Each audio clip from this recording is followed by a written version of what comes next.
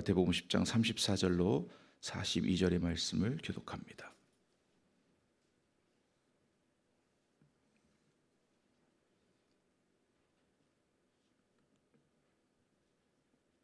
제가 가진 성경 신약성경 16페이지 마태복음 10장 34절로 42절을 교독하겠습니다. 내가 세상에 화평을 주러 온 줄로 생각하지 말라. 화평이 아니요 검을 주러 왔노라.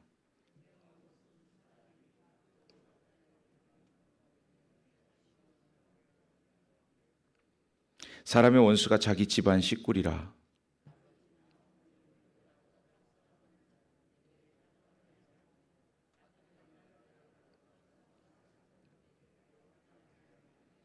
또 자기 십자가를 지고 나를 따르지 않는 자도 내게 합당하지 아니하니라.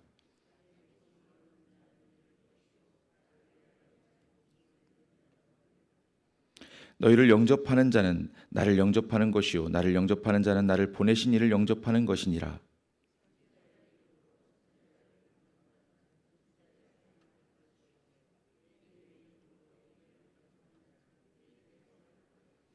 함께 읽습니다. 또 누구든지 제자의 이름으로 이 작은 자 중 하나에게 냉수 한 그릇이라도 주는 자는 내가 진실로 너희에게 이르노니 그 사람이 결단코 상을 잃지 아니하리라 하시니라. 아멘. 어제 우리 목사님께서도 십자가의 삶이 또 십자가를 지는 것, 십자가의 의미들을 잘 우리에게 말씀해 주셨습니다. 여러분도 십자가를 지면 기쁠까요? 슬플까요? 아플까요? 편안할까요? 십자가라는 생각을 하면 가슴이 무겁고 또 먹먹해지고, 또 하나님 만난 분이라면 누구나 십자가 생각하면 내 죄 때문에 우리 주님께서, 우리 예수님께서 이런 생각을 다 하시리라고 믿습니다. 그렇게 생각하시는 분들이기 때문에 이렇게 새벽에도 하나님 앞에 기도하러 나오셨다고 믿습니다. 오늘 우리 말씀을 보니까 자기 십자가를 지는 삶이라는 제목으로 이제 함께 나누게 되는데, 자기 십자가라는 게 과연 무엇인가? 모두에게 있다고 말씀을 주셨었는데, 자기 십자가를 진다는 게 과연 어떤 삶을 사는 것이 십자가를 지는 것인가 생각해 볼 수밖에 없습니다. 예수님께서 이 땅에 오실 때에 우리에게 좋은 모습, 또 아주 멋진 모습, 또 왕의 모습, 왕궁에 태어나거나 아주 귀한 자리, 요즘으로 말하면 금수저로 태어나거나 그런 태어나는 모습이 아니었습니다. 말구유에 가장 낮고 천한 자리에 그렇게 태어나셨습니다. 태어나는 것부터 우리 예수님은 십자가의 삶이 아닌가 그렇게 생각할 수밖에 없습니다. 그러니까 하나님의 자리, 그 높고 고귀한 자리, 그 높고 귀한 자리를 다 버리시고 스스로 낮고 천한 자리에 내려와 주신 것이 바로 십자가입니다. 근데 우리는 보통 우리가 십자가를 질 때는 예수님처럼 스스로 진다고 생각하지 않습니다. 그리고 어떻게 지나가다가 예수님 십자가를 대신 진 사람처럼 그렇게 억지로라도, 근데 우리는 가끔 말하기를 억지로라도 내가 그 십자가를 감당할 수만 있다면 좋겠습니다. 억지로 감당할 수 있다는 것도 참 복입니다. 내가 그 길을 갈 수 있는 여건이나 또는 갈 수 있는 조건이나 그런 기회가 주어진다는 것도 복이라고 생각합니다. 십자가를 지는 삶이라는 것을 한 서너 가지로 한번 살펴보겠습니다. 첫 번째는 사랑에 대한 표현입니다. 우리가 십자가를 생각할 때 하나님의 사랑이 우리에게 나타난 바 되었다 이렇게 말씀하고 있습니다. 하나님의 사랑이 십자가로 나타났다. 그게 무슨 말인가? 여러분들 부모로서 자녀를 길러보신 분들은 다 아실 겁니다. 내가 이 자녀를 위해서 뭘 할 수 있는가? 아마 목숨을 내 거실 수 있다라고 대부분 말씀하실 것 같습니다. 우리 수련회 중에 김 목사님도 큰아들을 위해서 나는 목숨을 걸 수 있습니다. 그렇게 말씀을 하시더라고요. 내용 다 아시겠지만 여러분들은 그렇게 말씀하시는 것 자체가 하나님께서 주신 그 마음이기 때문에 그렇게 하겠다는 겁니다. 자녀를 사랑하는 것은 누구나, 특별히 이제 아빠들보다는 어머니들은 불에 있는 자녀가 불에 빠져 있든가 물에 빠져 있든가 앞뒤 가리지 않고 내 목숨을 생각하지 않고 뛰어들 것입니다. 그렇게 자녀를 사랑하는 것은 하나님이 주신 축복이고 또 하나님 주신 어떤 우리 표현할 수 있는 가장 고귀한 사랑일지 모르겠습니다. 근데 하나님께서는 독생자 아들을 우리에게 주셨습니다. 여러분, 우리가 무슨 일이 있을 때 차라리 내가 아프지, 자녀가 아플 때 차라리 내가 아팠으면 좋겠다 이렇게 표현합니다. 그런데 나는 내어줄 수 있을지언정 내 자식을 내어놓으라 그러면 그게 더 어려운 일이라는 거예요. 자녀를 길러보신 분들은 다 아실 겁니다. 그렇게 그래서 하나님께서는 아브라함에게 시험하실 때 어떻게 표현하셔요? 네 독생자 이삭을 내게 내어놓아라. 그러니까 네가 독생자 이삭보다도 나를 사랑하는지, 그 유일한 약속의 자녀 그 아들보다 나를 사랑하는지 내가 시험하겠다는 겁니다. 그래서 우리는 십자가를 이야기할 때 하나님 사랑을 우리에게 보여주신 가장 확실한 증거라고 말할 수 있습니다. 그렇다면 우리가 우리의 십자가를 지고 사는 것 또한 하나님에 대한 우리 사랑을 어떻게 표현하는가입니다. 제가 회개를 하자면 그렇습니다. 제가 한 20년 동안 사는 동안 제가 사명을 잊어버리고 살지 않았는가? 내가 내 가족과 내 자녀들만을 바라보고 그들에게 하나님이 뜻하신 바가 있을 테니까 이들을 잘 기르는 것도 하나님 사명을 감당하는 것이다 이렇게 합리화하면서 가족만 바라보고 살았지는 않았는가? 그러면서 한 몇 년 동안은 계속해서 회개하고 또 고민했습니다. 하나님, 저에게 맡기신 사명 맞습니까? 하나님, 제가 이것만 감당하고 있어야 되겠습니까? 그래서 하나님, 혹시 언제부턴가 그랬습니다. 혹시 제 자녀가 하나님께 필요하시다면 가져가십시오. 그리고 제 거 아닙니다. 제가 왜 5씩 낳는 줄 아십니까? 목사라서 그렇게 낳습니다. 첫 번째 이유는 이슬람 사람들 뭐 이렇게 해가지고 다 막 13명씩 15명씩 난다 그러시는데 이러다가 다음 세대 다다음 세대 되면은 기독교인들하고 비교가 안 되는 숫자가 될 거다 그러셔서 구약학 하시는 교수님 그 말씀에 감동받아가지고 많이 낳아야겠다. 목사가 목사 자식을 기르면 그래도 최소한 크리스찬은 될 거 아닌가, 그렇게 나왔습니다. 근데 두 번째는 이들을 통해서 하나님 영광을 받으실 일을 위해서 정말 열심히 가르쳐 봤습니다. 그런데 마음대로 안 되더라고요. 제가 원하는 대로 안 되더라고요. 그래서 세 번째는 어떻게 했냐면 제 거 아니군요. 그래서 제 거라서 많이 났어요. 제 거라서 처음에는. 내가 돈을 많이 벌 수 있는 직업도 아니고 세상에 뭐 대단한 걸 할 수 있는 직업이 아니니 하나님의 영광을 위해서 할 수 있는 일은 내 거로서 내 이름을 빛낼 수 있는 많은 자녀를 통해서 하나님 영광을 나타내야지 했는데 처음에 그게 하나님 영광인 줄 알았더니 제 자신의 욕심이었던 거예요. 그래서 한참 지나서는 이건 제 거 하나도 없습니다. 하나님 다 가져다 쓰십시오. 그리고 이왕이면 저도 좀 쓰십시오. 그렇게 기도하게 되더라고요.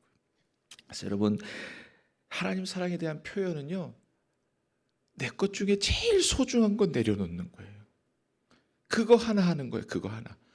하나님이 정말 신비하게도 여러분들이 감추고 있는 것, 내가 제일 아끼고 있는 것, 이거 하나만은 안 되는 거, 그걸 아시더라고요.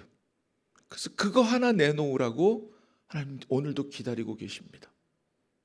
그거 내놓기까지 정말 오랜 세월이 걸렸습니다. 근데 내어놓고 나니까 정말 마음이 편해집니다. 내 거 아니라고 하니까 그 다음부터는 조바심도 없어지고 공부를 안 해도 걱정이 하나도 안 되고 정말 마음이 편해지더라고요. 그래서 여러분, 우리가 하나님 사랑하면 마음의 평안을 얻습니다. 하나님 사랑하기 때문에 하나님 사랑하니까 하나님 해결해 주실 거고 하나님 다 책임져 주실 거고, 그래서 하나님 사랑을 표현하는 것이 바로 자기 십자가를 지고 가는 겁니다. 그럼 아주 간단하게 가까이에서 성전에 왔는데 내 발 앞에 휴지 조각이 떨어져 있어요. 그래서 하나님의 집이 이렇게 떨어져 있으면 이거 뭐 청소하는 사람들이 하겠지? 이게 아니라 내가 짚는 게 이게 사랑입니다. 그리고 조금 일찍 와서 교회 예배 드릴 수 있는 상황이 되는지 살펴보는 것도 사랑입니다. 목사님 항상 평안하신지 늘 챙기는 것도 사랑입니다. 그것도 하나님 사랑입니다.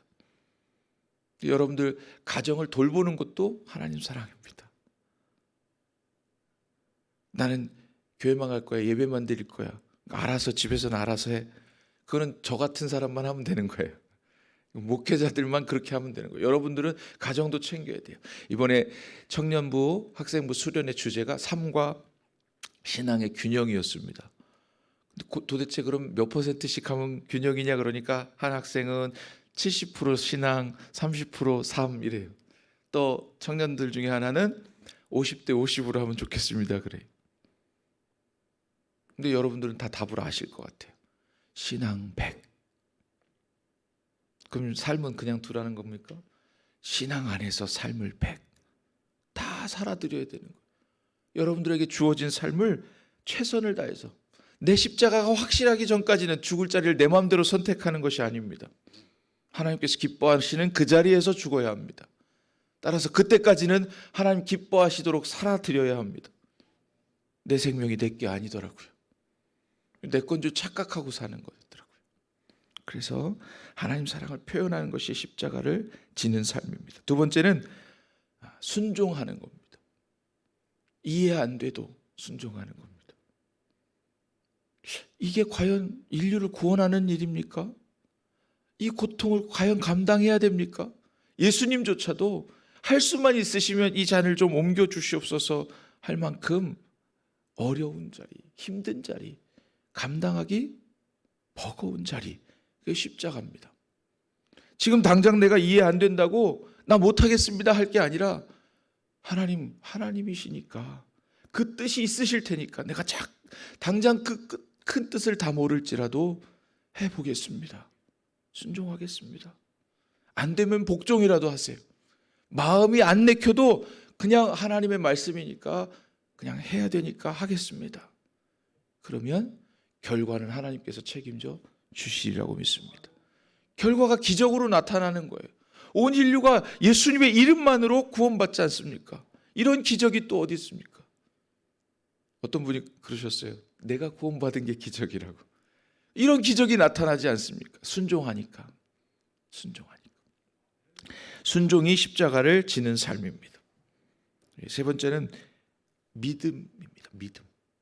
그러니까 어떤 믿음이냐? 우리가 보통 생각하는 믿음은 하나님이 크고 놀라우시고 하나님이 계획이 있으시고 하나님이 나의 기도를 들어주실 만한 또 응답해 주실 만한 나를 사랑하시고 나의 아버지시고 전지전능하시고 무소부재하시고 못하시는 것이 없으시니까 내 마음 다 아시고 내가 기도하는 거 다 들어주시고 물론 맞습니다. 이거 틀린 건 아닙니다. 그런데 우리의 믿음은 거기서 끝나면 안 되는 거예요.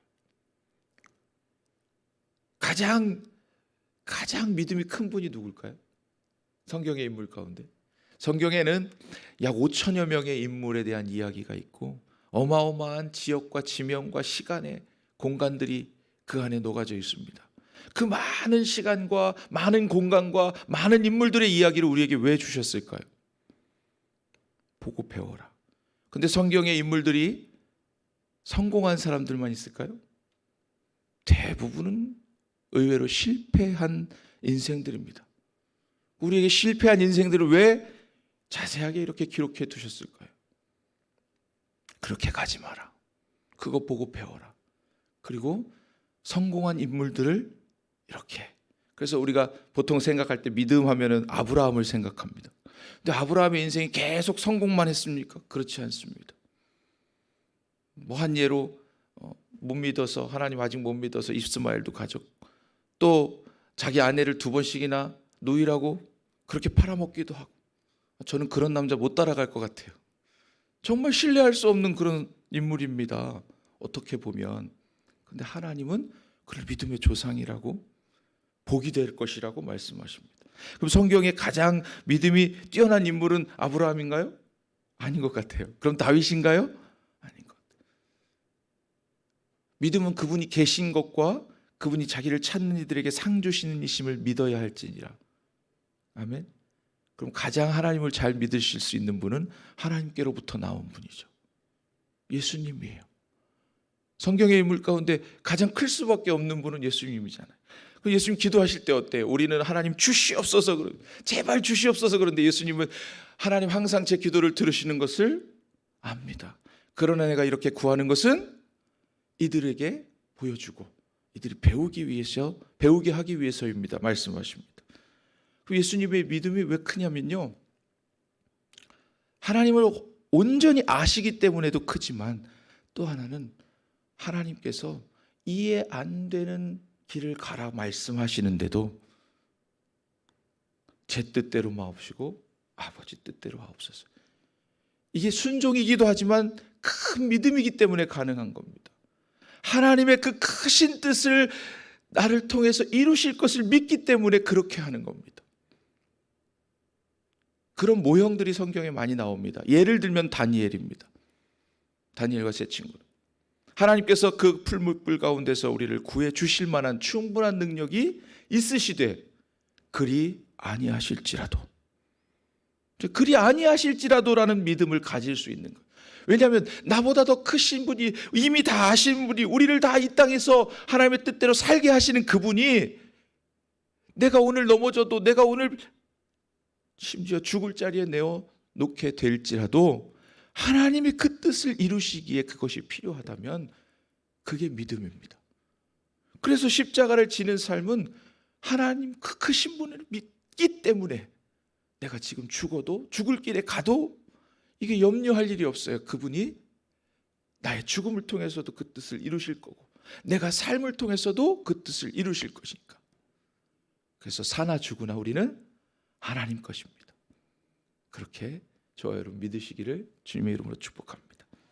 그럼 말씀을 정리하면 이렇습니다. 십자가를 지는 삶은 하나님에 대한 사랑의 표현이고, 두 번째는 이해할 수 없어도 순종하는 거고, 세 번째는 그것이 바로 큰 믿음을, 여러분들이 성장하는 믿음을 보여드리는 겁니다. 그래서 어제보단 오늘이 나아야 되고, 믿음은 계속해서 하나님, 조금 더 하나님의 뜻에 가깝게 나아가는 것일 줄로 믿습니다. 그래서 십자가는 가장 큰 사랑이었고, 여러분 십자가는 여러분 순종의 표현이 되어야 되고, 결국 다니엘과 같은 믿음, 예수님과 같은 믿음을 여러분들이 오늘, 내일 점점 더 하루하루 성장해 가시는 그런 삶이 되시기를 바랍니다. 그래서 하나님께서 주신 사명을 결국에는 감당해 내시는 그런 삶이 될 줄로 믿습니다. 기도하겠습니다. 찬송을 부르겠습니다. 죄송합니다. 341장 찬송합니다.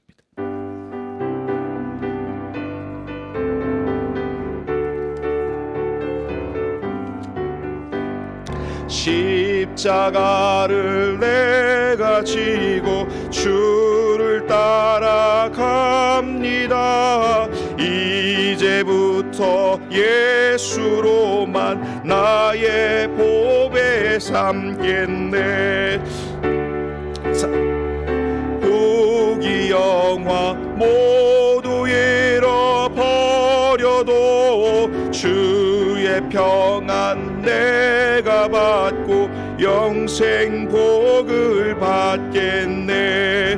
주도 고뇨 당했으니 나도 고뇨 당하리.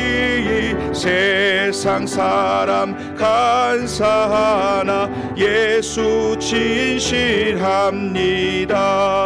예수 나를 사랑하사 빛난 얼굴 보이면 원수들이 미워해도 염려할 것 없겠네. 내가 핍박 당할 때에 주의 품에 안기고 세상 고초 당할수록 많은 위로 받겠네. 주가 주신 기쁨 외에 기뻐할 것 무엇냐. 주가 나를 사랑하니 기뻐할 것뿐일세. 아멘.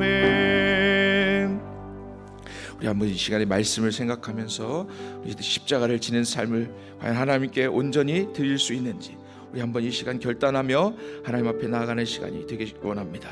또 하나 우리 교회를 위해서, 담임 목사님 위해서, 또 여러분들 자신의 가정과 삶을 위해서 우리 한번 기도하겠습니다. 주님 3번 부르고 기도합니다. 주여, 주여, 주여. 사랑과 은혜가 풍성하신 하나님 아버지 감사합니다. 십자가를 지는 삶이 얼마나 고난하고 어려운 일인지, 감당할 수 없는 일이구나. 하나님 주님 힘주시면 감당할 수 있사오니 아버지 하나님 능히 감당할 수 있도록 역사하여 주옵소서. 하나님 사랑을 표현할 수 있도록 그 말씀에 순종하며 믿음을 성장해가는 저희들, 우리 성문교회 모든 성도님들 다 될 수 있도록 한 역사해 주시옵소서. 교회가 늘 평안하게 하시고 하나님께서 주신 사명 감당하는 교회가 될 수 있도록 하나님 인도하여 주옵시며, 하나님 목사님의 건강과 아버지 그 가정과 모든 삶과 사명을 하나님 감당하시는데 아버지 하나님 영육간에 강건하고 충만한 은혜를 더하여 주시사 하나님께서 기뻐하시는 일을 감당하며 하나님께서 역사하신 사명 다 감당하며 이 재단을 위해서 하나님께서 필요를 사용하실 때까지 하나님 넉넉히 부어주시는 은혜가 있게 하여 주시옵소서. 하나님께서 늘 더하여